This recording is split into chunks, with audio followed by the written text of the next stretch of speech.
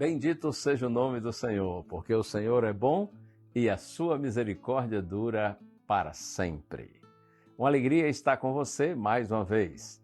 O texto bíblico, Isaías, profeta Isaías, capítulo 61, verso 11. Porque como a terra produz os seus renovos, e como o jardim faz brotar o que nele se semeia, assim o Senhor Deus fará brotar a justiça e o louvor diante de todas as nações.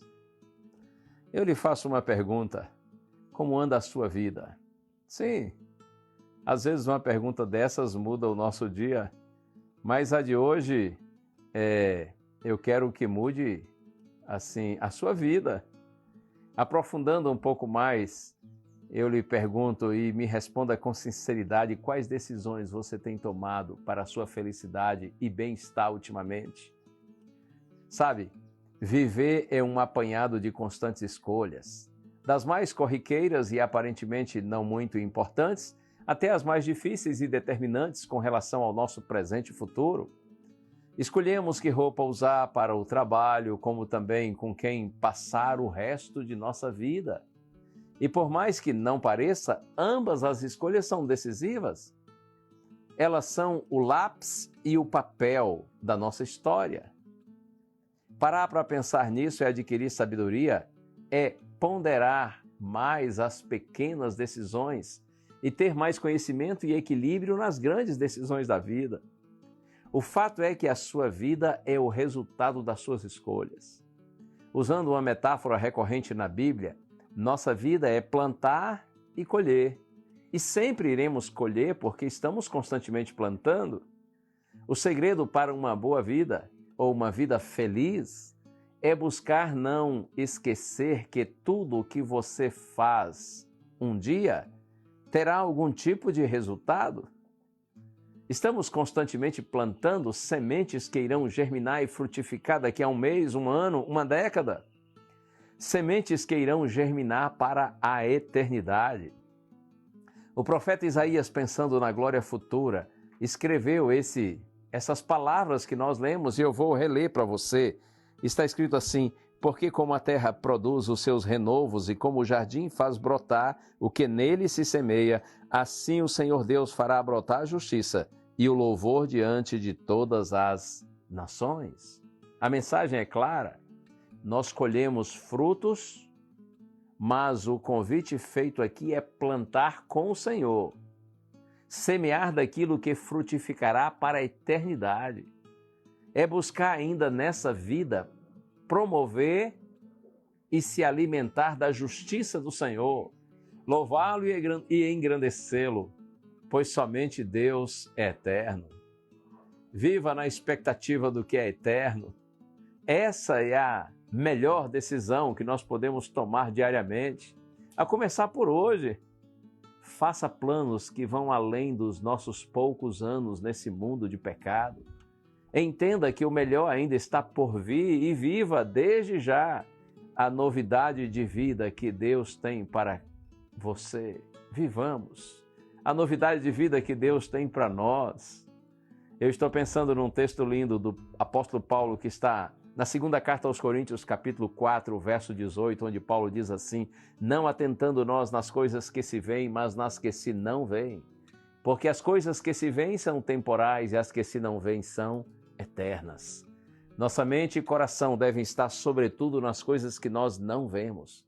Porque as que vemos estão todas condenadas ao fogo e à destruição. Por isso Paulo diz, elas são efêmeras, temporais, mas as coisas que nós não vemos são eternas.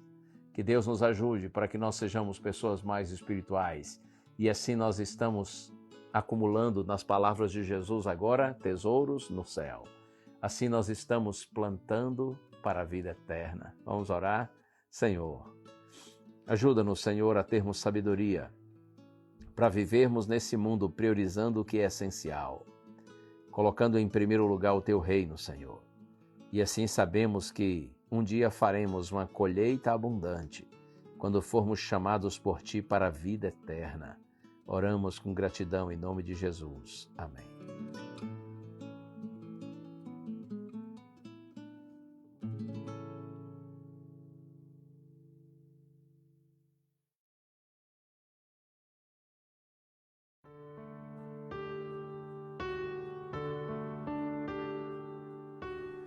Mateus capítulo 24, versículo 12 está escrito: devido ao aumento da maldade, o amor de muitos esfriará. Quando lemos ou quando ouvimos esse versículo, logo nós começamos a pensar em notícias de pais que mataram seus filhos, notícias de guerras que são travadas pelo mundo afora e todo tipo de notícias ruins.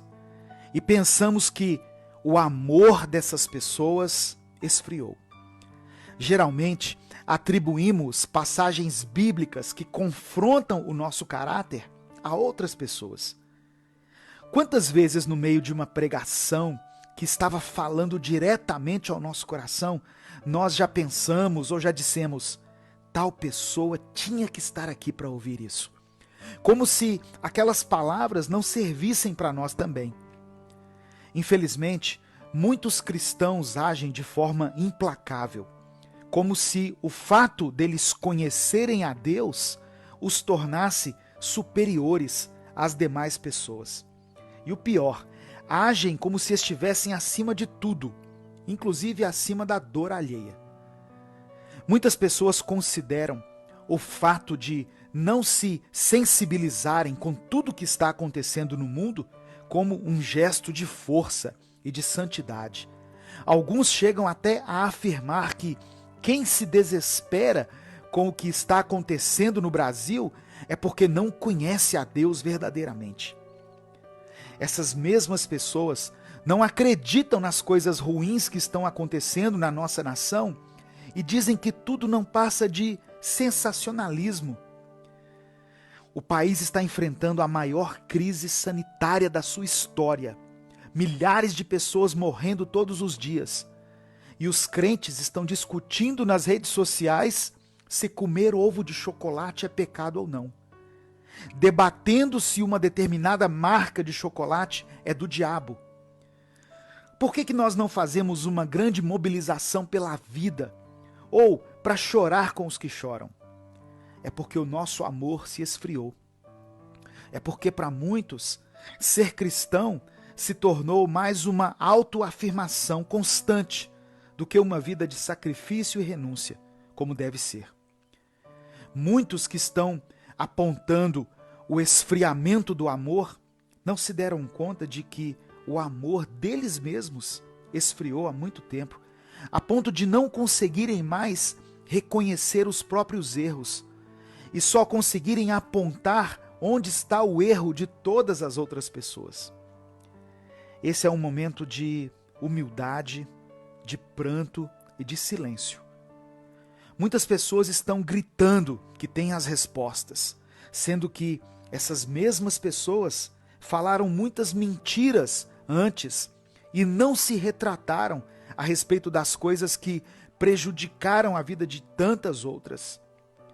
É tempo de reconhecermos o nosso lugar, a nossa pequenez e nossa natureza falha, nosso mau caráter e o nosso egoísmo. Pessoas conseguem enxergar o fim do mundo em letras de músicas seculares, mas não conseguem enxergar os sinais dos tempos quando seu irmão ao lado está passando fome por causa de uma pandemia mundial. Está cada vez mais difícil expressar palavras de esperança e de amor para aqueles que estão agindo como se tudo o que está acontecendo não passasse de exagero. Muitos de nós estamos precisando, na verdade, de palavras de confronto, palavras duras, palavras que nos façam enxergar que o nosso amor se esfriou e que por pura ignorância nós temos contribuído também para o esfriamento do amor do nosso próximo. É tempo de calarmos a nossa voz e ouvir a voz do Espírito. Não é tempo de querermos dar lições de moral para as pessoas, agindo como se